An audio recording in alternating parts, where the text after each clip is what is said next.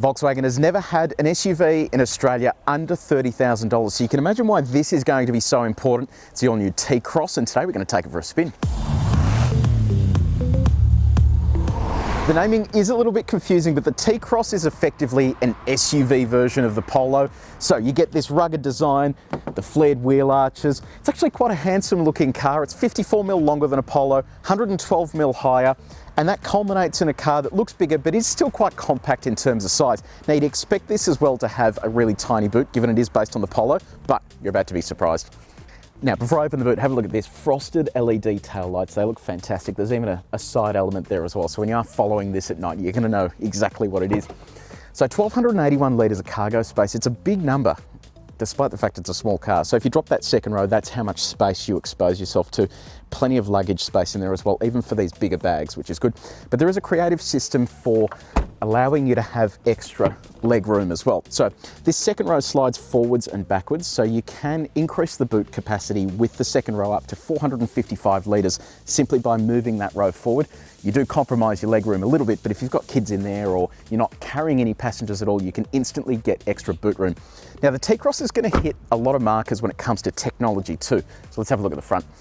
Okay, so picture the target demographic. This is where they're going to be spending most of their time. They'll be playing with all these features, hopefully not while they're driving, but ahead of them is an 8-inch infotainment screen. It's really clear, very easy to use as well, courtesy of these knobs. You've got a lovely steering wheel in front of you with voice recognition functionality. Head of the driver is a full LCD display on this particular spec. And then you've got other cool gadgets such as smartphone connectivity, smartphone mirroring, and also wireless phone charging, a very handy feature.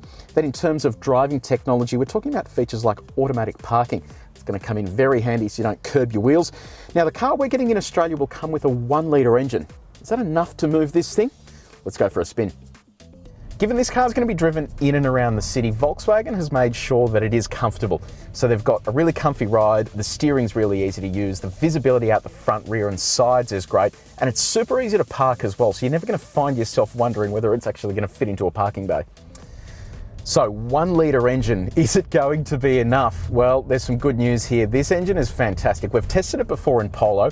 It's a 3-cylinder engine, so it's kind of a weird number, but that also means you get a weird exhaust note and a weird engine rumble as well. But that's a good thing because it sounds much more powerful than it is. So we're talking about 200 newton meters of torque and 85 kilowatts of power.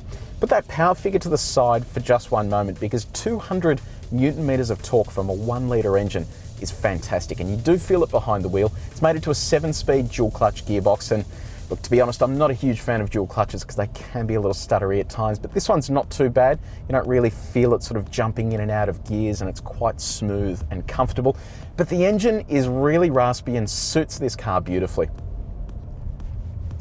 So as you're driving across that rev band, it moves along nicely. You have torque dollop throughout the rev band, so it means whenever you lean on the throttle, it's ready to go. In fact, we had it going fairly quickly on the Autobahn. It was happy to sit at 150 k's an hour without too many dramas, and that's a car that in Australia will never see more than 100 k's an hour. If you're going to be putting your kids in this car, you want to make sure that it's safe, and Volkswagen will tick all those boxes. It'll come standard with autonomous emergency braking, which is the tech that stops the car if you don't. Works both at low and high speeds. You've got all the airbags there. It's expected to come with a 5-star safety rating as well. And most importantly, all of this technology is really easy to use, so you don't need to spend any time with your eyes off the road.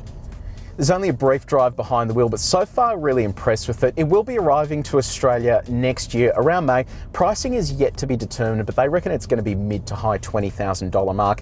And then there'll be a few different options to personalise the car as well, so you can make it kind of look like your own.